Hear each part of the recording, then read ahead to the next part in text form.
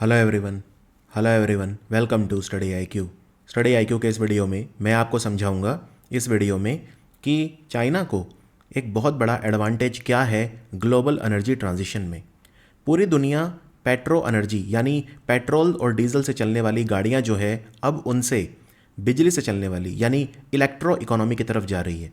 तो जो petro economy से इलेक्ट्रो इकोनॉमी की जो ट्रांजिशन है उसमें चाइना ने इतनी बड़ी लीड पूरी दुनिया के कंपैरिजन में कैसे ले ली है, आइए इसको समझते हैं। देखिए, अब जो ग्लोबल कंपटीशन होता है, जो प्रतिस्पर्धा होती है विभिन्न देशों में, अब वो मिसाइल या न्यूक्लियर हथियार या किसके पास कितने तेल के भंडार हैं उस पर नहीं रही है। अब जो अगली लड़ाई है दुनिया में कि आगे जाने की लड़ाई, वो है critical technologies of the future, यानी फ्यूचर के टेक्नोलॉजीज़ पे कौन लीड लेगा। जो ग्लोबल ट्रेड है, वैश्विक व्यापार, उसकी जो दिशा है वो अब ऑयल बियरिंग रीजन से मिनरल बियरिंग रीजन्स की तरफ बढ़ रही है। पहले हम तेल पर निर्भर थे, जो कंट्रीज़ हैं दुनिया के, और इसीलिए वो देश जिनके पास तेल ज़्यादा है उनके पास ताकत भी थी काफ़ी हद तक। मैं आपको एक छोटा सा एग्जांपल देता हूँ, क्योंकि हमें ये पता नहीं था कि दुनिया के कंट्रीज़ को कि जो गाड़ियाँ हैं वो बिजली से भी चलने लगेंगी। इसीलिए बहुत सारे देश ऐसे हैं जो अपने तेल के भंडार सुरक्षित रखना चाहते थे, जैसे अमेरिका। अमेरिका जो है वो मध्य पूर्व के देशों से तेल खरीदता था, लेकिन जब अमेरिका को ये रियलाइज़ हुआ कि अब तेल का समय ख़त्म होता जा रहा है, क्योंकि अब इलेक्ट्रिक रेवोल्यूशन आ चुका है गाड़ियों में, तो अमेरिका ने अपने तेल के जो भंडार हैं उनको ओपन किया और दुनिया को बेचना शुरू किया। पहले अमेरिका का प्लान ये था कि क्योंकि तेल एक फाइनाइट रिसोर्स है, एक दिन ख़त्म हो जाएगा, तो पहले दुनिया का तेल ख़त्म हो जाएगा, बाद में हम अपने भंडार यूज़ करेंगे। लेकिन आज अमेरिका सबसे बड़ा तेल उत्पादक बन गया है सऊदी अरब के अलावा। वहाँ पे जो शेल ऑयल है वो उसको निकाल रहे हैं और उसको फिर दुनिया के बाकी कंट्रीज़ में बेच रहे हैं। तो ऑयल बियरिंग रीजन से अब जो अगला ध्यान है दुनिया का वो मिनरल बियरिंग रीजन पे आ गया है। खनिज, जिन देशों में खनिज बहुत ज़्यादा होते हैं या खनिज की जो सप्लाई चेन है यानी आपूर्ति श्रृंखला, उनको कौन कंट्रोल कर रहा है। तो एक समय दुनिया के देशों की जो आपस में प्रतिस्पर्धा थी वो प्राकृतिक संसाधनों की तरफ थी जिनसे उनकी एनर्जी रिक्वायरमेंट पूरी हो जाए, यानी पेट्रो इकोनॉमी। लेकिन अब रेयर अर्थ और दूसरे जो क्रिटिकल मिनरल प्रोड्यूसिंग कंट्री हैं उनकी तरफ पूरा ध्यान जा रहा है। ये जो एलिमेंट आप देख रहे हैं स्क्रीन पे, neodymium, molybdenum, titanium, lithium, cobalt, vanadium, असली में ऊर्जा के स्रोत अब ये हैं। आने वाले समय में और अभी के समय में जो ऊर्जा के स्रोत हैं अब वो पेट्रोल, डीजल और कोयला वगैरह नहीं, बल्कि ये धातुएं होंगी, ये एलिमेंट्स होंगे। इन्हें रेयर अर्थ भी कहा जाता है। रेयर अर्थ क्यों कहा जाता है इन्हें? क्या ये रेयर यानी कि दुर्लभ है? नहीं, रेयर अर्थ इन्हें इसलिए कहा जाता है क्योंकि ये है तो काफ़ी ज़्यादा, तो ये एक मिसनोमर है, राइट। इनको रेयर अर्थ नहीं कहना चाहिए, उतने दुर्लभ नहीं है ये, लेकिन ये दुनिया के हर हिस्से में नहीं मिलते, तो उस सेंस में रेयर है, यानी दुनिया के बहुत कम हिस्सों में पाए जाते हैं। और अर्थ का मतलब होता है ऑक्साइड। अर्थ का मतलब यहाँ पे धरती नहीं है, अर्थ का मतलब है ऑक्साइड। तो ज़्यादातर ये जो एलिमेंट हैं ये ऑक्साइड के रूप में मिलते हैं। ये हमारे टोटल 17 एलिमेंट हैं और पीरियोडिक टेबल में हमने सबसे नीचे इन्हें रखा हुआ है ग्रुप एफ में। इनकी इलेक्ट्रिकल और मैग्नेटिक प्रॉपर्टी बहुत अच्छी हैं। ये एनर्जी को स्टोर कर सकते हैं और फिर एनर्जी को ट्रांसमिट कर सकते हैं बिना बहुत ज़्यादा एनर्जी को लूज़ किए। तो इसलिए पूरी हमारी जो एनर्जी क्रांति है दुनिया की इन्हीं एलिमेंट्स पर निर्भर है। अब मैं आपको दिखाता हूँ ये कौन से हैं। ये पीरियोडिक टेबल है, आवृत सारणी या आवृत तालिका भी बोलते हैं इसे। इसमें सबसे नीचे देखिए आप, यहाँ पे सबसे नीचे ये है लेंथेनॉइड सीरीज़, तो इसमें जो हैं ये वाले हो गए, राइट। फिर यहाँ पे ये जो आप देख रहे हैं ये 3, उसके बाद ये है एक्टेनॉइड सीरीज़। तो ये जो नीचे हमने एलिमेंट रखे हुए हैं और यहाँ पे ये जो 3 हैं ये एफ ग्रुप है, राइट। नीचे जो ये हैं इन्हें एफ ग्रुप है। अब इनमें आप ये ब्लू वाला हटा दें, ये एक्टेनॉइड सीरीज़ को हटा दें, तो ऊपर वाला जो बच गया लेंथेनॉइड, और ये 3 टोटल 17 हैं, इन्हें बोलते हैं रेयर अर्थ। मैं एक बार रिपीट कर देता हूँ, ये जो 2 ग्रुप हैं लेंथेनॉइड और एक्टेनॉइड, इन्हें ग्रुप एफ एलिमेंट बोलते हैं। और इनमें अगर ये ब्लू वाले हम हटा दें तो ऊपर वाले जो हैं ये लैंथेनॉइड सीरीज़ के, और यहाँ पे ये जो तीन हैं स्कैंडियम, यटीरियम और लैंथेनम, ये तीन, तो ये टोटल 17 हैं, इन्हें बोलते हैं रेयर अर्थ एलिमेंट।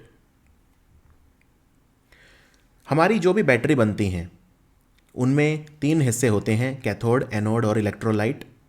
इनके विभिन्न हिस्से जो हैं वो निकल मेटल हाइड्राइड से बनते हैं, जिनमें रेयर अर्थ एलिमेंट का उपयोग होता है। यानी रिचार्जेबल बैटरी भी जो होती हैं वो भी रेयर अर्थ एलिमेंट से बनती हैं।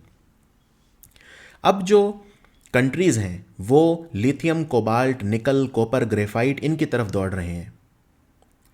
जैसे ज़्यादातर जो हम मोबाइल फ़ोन की बैटरी यूज़ करते हैं, या जो बिजली से चलने वाली गाड़ियां हैं उनको यूज़ करते हैं, या फिर जो पावर ग्रिड में यूज़ होती हैं बैटरी, सब लिथियम की बनी होती हैं, लिथियम आयन की बनी होती हैं। इन्हें लिथियम आयन बैटरी बोलते हैं। तो ये जो की मिनरल्स हैं ये धरती के क्रस्ट में काफ़ी ज़्यादा पाए जाते हैं, लेकिन इनकी अगर आप एक बार सप्लाई चेन को कंट्रोल कर लो तो फिर आप इनमें लीडर बन सकते हो, और यही चाइना ने किया। अब सप्लाई चेन क्या होती है, मैं आपको इसका एक एग्जांपल देकर समझाता हूं कि सप्लाई चेन को कंट्रोल करने का मतलब क्या होता है। मान लीजिए आपकी कोई फैक्ट्री है जो नारियल का तेल बनाती है। नारियल का तेल बनाने के लिए आपको क्या चाहिए, नारियल चाहिए सबसे पहले। नारियल अगर आपको नहीं मिलेगा तो नारियल का तेल आप नहीं बना पाएंगे। तो मान लीजिए नारियल का तेल बनाने वाली कोई कंपनी है, मान लीजिए उसका नाम है ABC।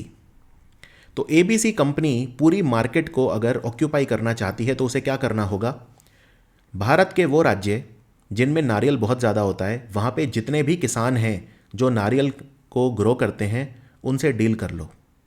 तो सारा का सारा नारियल इनका, तो कोई भी कंपनी इस व्यापार में फिर और घुस नहीं पाएगी, क्योंकि नारियल का तेल बनाने के लिए जो रिसोर्स है नारियल, उस पर इनका पूरा कंट्रोल हो जाएगा। इस तरह से जब भी कोई चीज़ है जहाँ से उसका प्राकृतिक उत्पादन होता है, वहाँ से लेके जब वो कंज्यूम की जाती है वहाँ तक पूरी सप्लाई चेन होती है, जिसे आपूर्ति श्रृंखला बोलते हैं। और चाइना ने यही किया है। इसके अब मैं आपको कुछ एग्जांपल देता हूँ। क्या चाइना में लिथियम बहुत ज़्यादा होता है? जी बिल्कुल नहीं। तो फिर चाइना ने लिथियम को कंट्रोल कैसे किया? अब देखिए, यहाँ पे ये जो आप डायग्राम देख रहे हैं ये साउथ अमेरिका के 3 कंट्री हैं, दक्षिण अमेरिका के बोलीविया, चिले और अर्जेंटीना। और इनका जो ये एरिया है यहाँ पे लिथियम बहुत पाया जाता है, इसको हम लिथियम ट्रायंगल भी बोलते हैं। दुनिया का 54% लिथियम के भंडार यहाँ पे हैं। लेकिन भंडार होना एक अलग बात है और उत्पादन होना एक अलग बात है। अब मान लीजिए किसी कंट्री में लिथियम के भंडार हैं, लेकिन वहाँ उसका उत्पादन हो ही नहीं रहा, वो उसको माइन कर ही नहीं रहे, वहाँ पे उसका खनन नहीं कर रहे, उसको निकाल नहीं रहे, उसको फिल्टर नहीं कर रहे, प्रोसेस नहीं कर रहे, तो क्या फ़ायदा। तो अगर मैं भंडार की बात करूं तो अर्जेंटीना, बोलीविया और चिले में 54% भंडार हैं। लेकिन अगर मैं उत्पादन की बात करूं यानी प्रोडक्शन की बात करूं तो ऑस्ट्रेलिया नंबर 1 है, चिले नंबर 2 है और चाइना नंबर 3 पे है। तो चाइना के पास लिथियम के भंडार बहुत ज़्यादा नहीं है, लेकिन चाइना ने क्या किया, जो सप्लाई चेन है उनको कंट्रोल किया है।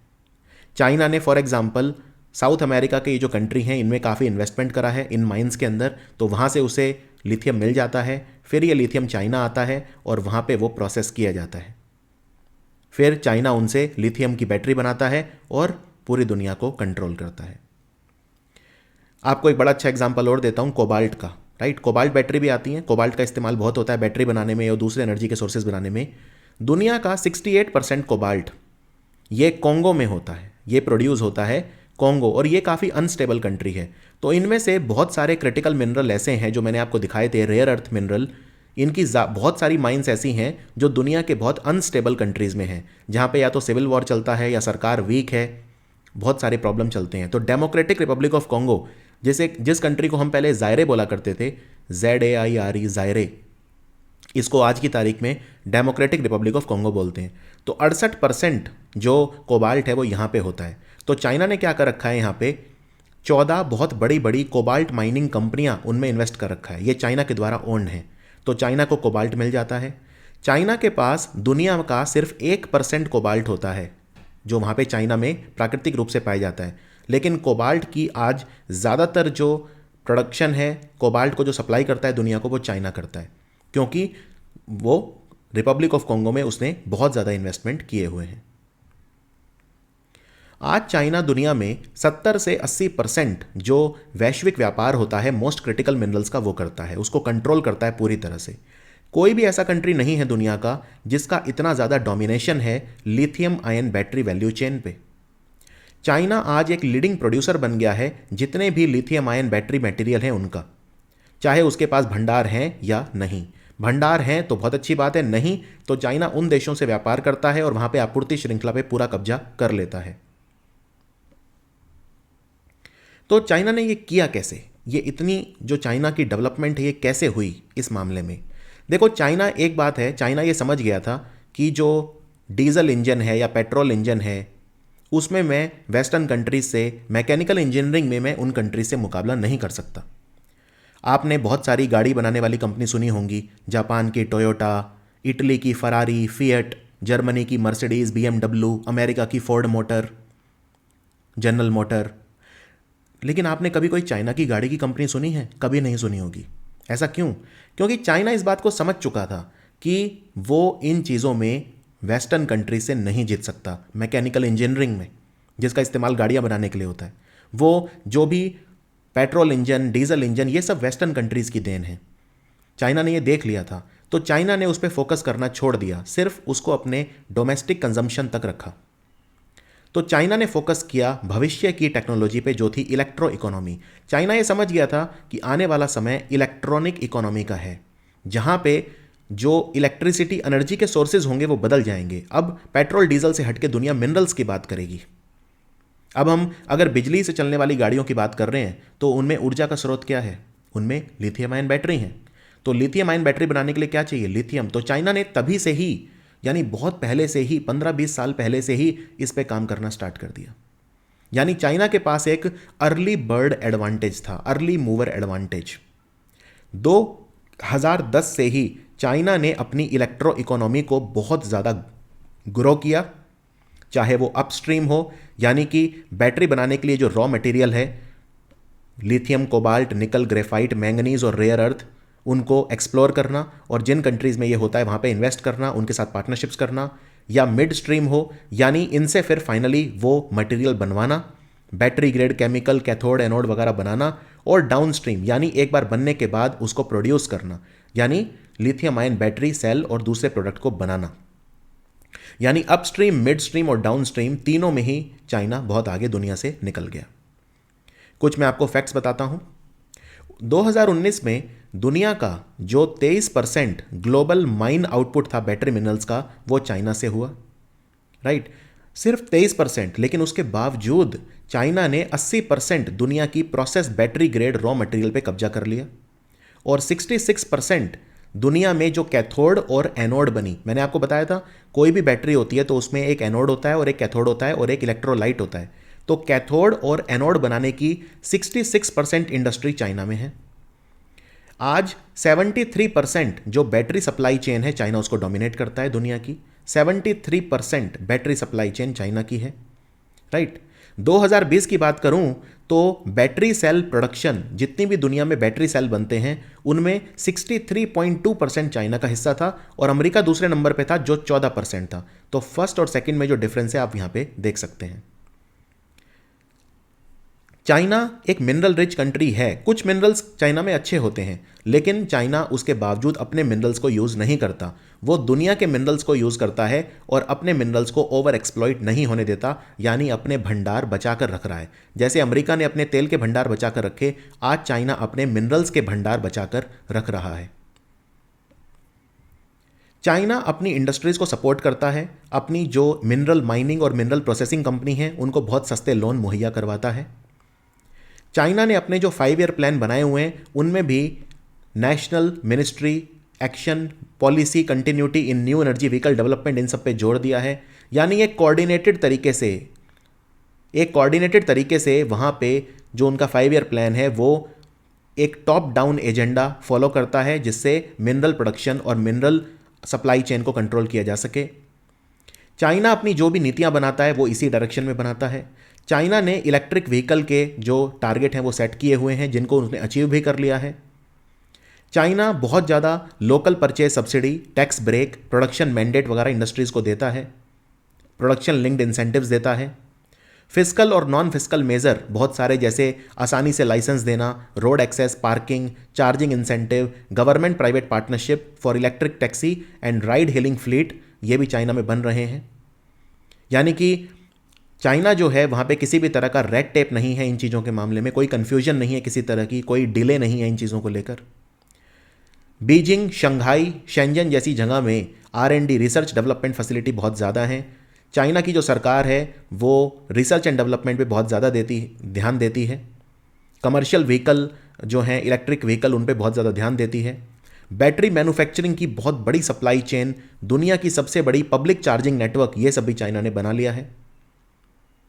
चाइना विदेशी कंपनियों के साथ अपनी कंपनियों का जॉइंट वेंचर करवाता है जिससे क्लाइंट्स आसानी से मिल जाएं और ये दोनों मिलकर प्रॉफिट और टेक्नोलॉजी शेयर करते हैं। आज बहुत बड़ी बड़ी ग्लोबल कंपनियां हैं जिन्होंने चाइना की कंपनियों के साथ जॉइंट वेंचर किए हुए हैं। जैसे मैं आपको कुछ एग्जांपल देता हूं। टोयोटा जापान की कंपनी है, इसने चाइना की कंपनी BYD के साथ। रेनॉल्ट फ्रांस की कंपनी है, उसने चाइना की कंपनी जियांगलिंग मोटर के साथ। फॉक्सवागन जर्मनी की है, इसने चाइना की कंपनी JAC मोटर वगैरह के साथ। फोर्ड अमेरिका की है, BMW जर्मनी की है, इसने चाइना की कंपनी ग्रेट वॉल मोटर के साथ। तो इस तरह से जॉइंट वेंचर भी चाइना ने करवा दिए हैं जिससे जैसे ही बैटरी बने तुरंत उसको क्लाइंट भी मिल जाए। जापान की भी जो कंपनी है आज वो चाइना से ही बैटरी खरीद रही हैं। और अगर कोई ऐसी कंपनी है जो चाइना से बैटरी नहीं भी खरीद रही, जैसे टेस्ला, उसने अभी तक किसी भी चाइना की कंपनी के साथ जॉइंट वेंचर नहीं किया है, लेकिन उसके बावजूद उसने शंघाई में अपनी फैक्ट्री और मैन्युफैक्चरिंग लगा रखी है। चाइना एक बहुत बड़ा एक्सपोर्ट हब बन चुका है इलेक्ट्रिक व्हीकल के लिए। तो इसका नेट रिजल्ट ये है कि चाइना ने अपना जो गोल था वो अचीव कर लिया कि हमें 50 लाख बिजली से चलने वाली गाड़ियां, इलेक्ट्रिक व्हीकल बनानी है 2020 तक, और चाइना ने ये अचीव भी कर लिया। इतना ही नहीं, आज nearly half of the world's electric car production and 90% of heavy duty electric vehicle production China में होता है। यानी दुनिया में जितनी भी आज बिजली से चलने वाली गाड़ियां बनती हैं 50% से ज़्यादा चाइना में बनती हैं, और हैवी ड्यूटी EV प्रोडक्शन 90% से ज़्यादा चाइना में होता है। चाइना की बहुत सारी ऐसी कंपनियां हैं जैसे BYD, BAIC motor, SAIC motor वगैरह, इन्होंने इकोनॉमीज ऑफ स्केल अचीव कर लिए हैं। इकोनॉमीज ऑफ स्केल का मतलब होता है जब आप किसी चीज़ का उत्पादन बहुत बड़े लेवल पे करते हैं तो आपका उत्पादन जो है, आपकी कॉस्ट है वो कम हो जाती है। अगर आप मान लीजिए एक बैटरी बनाएंगे और आप 1 लाख बनाएंगे तो कॉस्ट में फ़र्क आएगा। 1 लाख बैटरी बनाने में खर्चा कम होगा, इसको बोलते हैं इकोनॉमीज ऑफ स्केल। तो चाइना ने इकोनॉमीज ऑफ स्केल अचीव कर लिया है, यानी आज चाइना बैटरी बहुत सस्ती दे पाता है जो दूसरे कंट्री नहीं दे पाते, तो इनके क्लाइंट नहीं टूटते। चाइना ने इलेक्ट्रिक व्हीकल में सबसे ज़्यादा टेक्नोलॉजी पेटेंट भी ले रखे हैं। इससे पता चलता है रिसर्च एंड डेवलपमेंट में ऑलरेडी बहुत बड़ी लीड चाइना ने ले ली है, राइट। और चाइना की स्ट्रेटेजी पूरी तरह से सफल होती नजर आ रही है, जिसमें उनकी स्ट्रेटेजी ये थी कि हम इंटरनल कम्बशन इंजन में वेस्टर्न कंट्रीज को बीट नहीं कर सकते, लेकिन इलेक्ट्रो मोबिलिटी में हम वर्ल्ड लीडर बनेंगे। सो ये था पूरा वीडियो। आई होप आपको समझ में आया होगा कि चाइना ने ग्लोबल एनर्जी ट्रांजिशन में इतनी बड़ी लीड क्यों ले ली है। आप सोच सकते हैं, इससे अंदाज़ा लगा सकते हैं कि भारत और चीन में कितना अंतर है इलेक्ट्रिक मोबिलिटी के मामले में। भारत में पहली लिथियम फैक्ट्री अब बन रही है गुजरात में। अभी तो खैर निर्माण भी शुरू नहीं हुआ है, अनाउंसमेंट हुई है। गुजरात में लिथियम की पहली फैक्ट्री भारत में बन रही है। तो और ये पहली फैक्ट्री जिसमें साउथ अमेरिका के जो कंट्री हैं, हम उनसे लिथियम खरीदेंगे और उसको प्रोसेस करेंगे, वो काम जो चाइना ने 20 साल पहले शुरू कर दिया था।